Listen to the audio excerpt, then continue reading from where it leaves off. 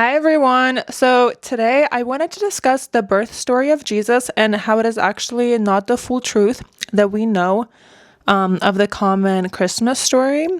And we're going to be using other Bible text and Middle Eastern culture and history just to show what actually happened. So, the original story that we all know is that Mary and Joseph are going into Bethlehem, and Mary's about to give birth to Jesus, and they're trying to find shelter, and they're not having luck. And then someone graciously takes them into their inn, and the only space they have is in the stable. So, Mary ends up giving birth to Jesus in the stable with animals.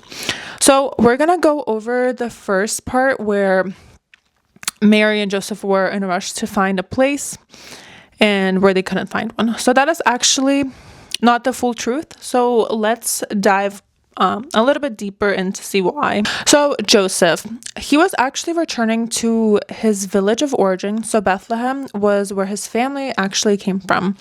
So in Middle East, historical memories are long, and extended family with its connection to its village is important. So he could have just gone into the village and said, "I am Joseph, son of Hel, son of Medhat, son of Levi," and most homes in that town would be open to him just because of his family connection.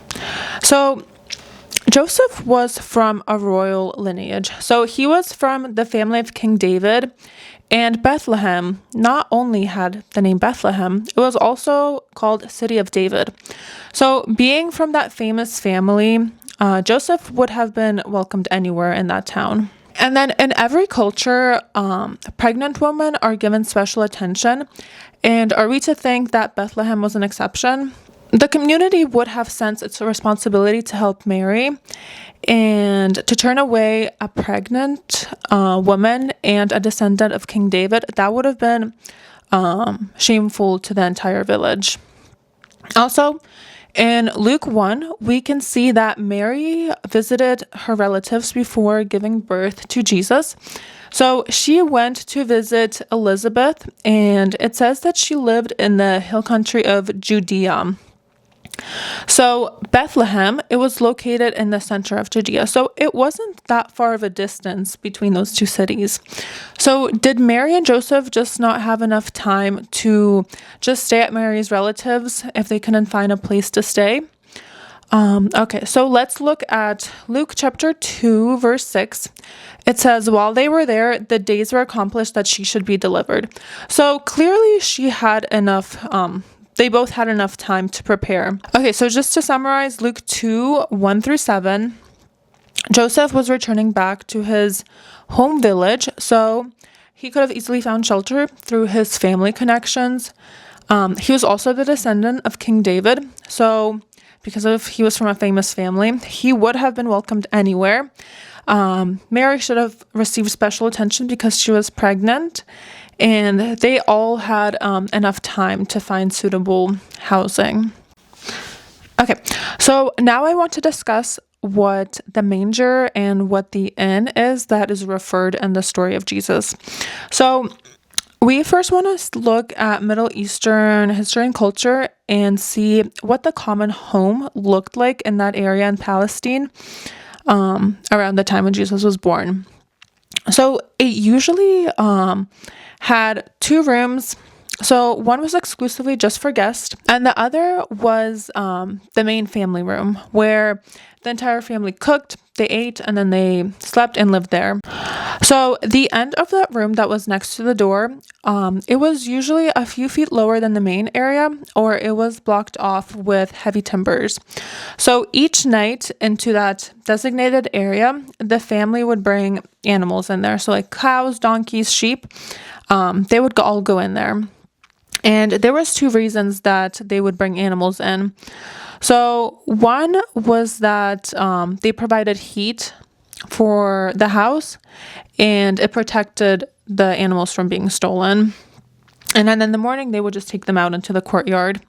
So this is how the house looked like from the side, and this is how it looked from a view above. So the circles that you can see are mangers. that were dug out in the living room. And the family living room, it had a slight slope going down, and that just helped to sweep dirt. So the reason that the mangers were dug out in that area was that if the family cow was hungry during the night, it can just stand up and eat from the mangers that were cut out from the floor. So we can see this type of house design in the Old Testament as well.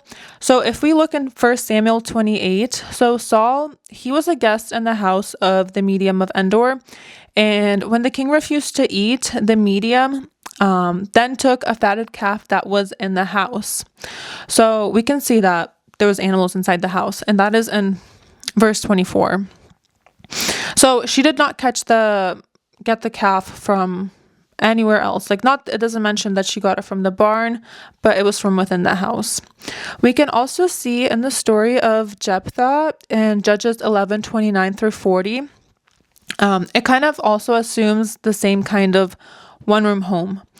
So on his way to war, Jephthah, he makes a vow to God that if he gives him victory, he will sacrifice the first thing that comes out of his house. Jephthah, he wins the battle, and when he returns home, he tragically sees his daughter coming out of his house.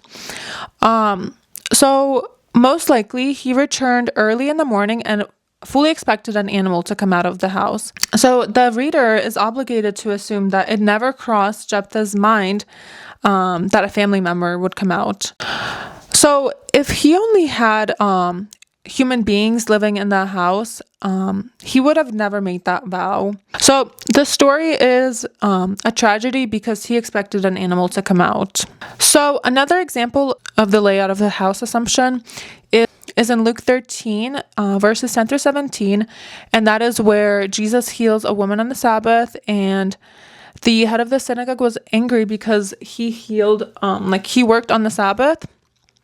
But Jesus tells them in verse 15, "You hypocrites, does not each of you on the Sabbath untie his ox or his ass from the manger and lead it away to water it?" So clearly Jesus knew that whoever was calling him out had animals in their house, because it's unthinkable just to leave an animal inside and not take it out on the Sabbath. And the head of the synagogue did not respond to him saying, "Oh, I never touch animals on the Sabbath." Okay, so there have been some other theologians that have noted the same design of the house. So William Thompson is one of them, and he said, "It is my impression that the birth actually took place in an ordinary house of some common peasant, and that the baby was laid in one of the mangers, such as are still found in the dwellings of farmers in this region."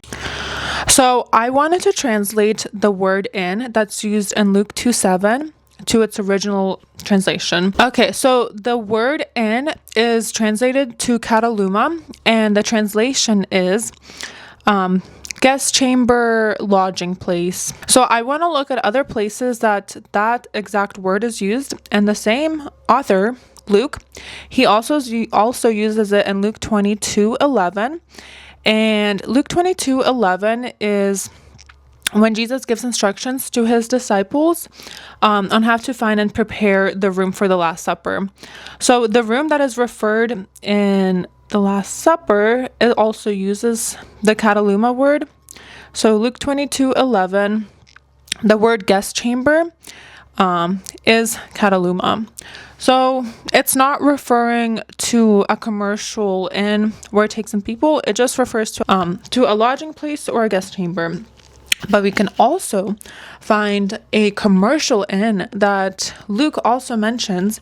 So let's see what word Luke uses for the inn in the commercial aspect. So we want to look at the story of the Good Samaritan, because that is where we find that specific word "and" used. So the Good Samaritan story tells us that the Good Samaritan took the wounded man into an inn, and in Luke 10:34 we can look, the word "inn" is translated to pandochion, and the full translation is that is a public lodging place. So we can clearly see that Luke is not referring to a commercial inn in the aspect of Jesus' birth, but just to, I guess, chamber space. So the typical village home in Palestine, they can have a guest room attached, and you can see in this picture. So what it's referring is that the guest room was full. Mary couldn't stay in there because they already had other guests there probably. So Jesus was in the main family room. And as we can see in the mangers, that is where Jesus was laid. So Jesus ended up staying in the family living room of someone's house. So he was not in a stable. So there's another theologian by the name of Alfred Plummer, and he talks as well in regards to the inn. So he says, it is a little doubtful whether the familiar translation in the inn is correct. It's possible that Joseph had relied upon hospitality of some friend in Bethlehem, whose guest chamber, however, was already full when he and Mary arrived. So the story of the shepherds reinforces this idea as well.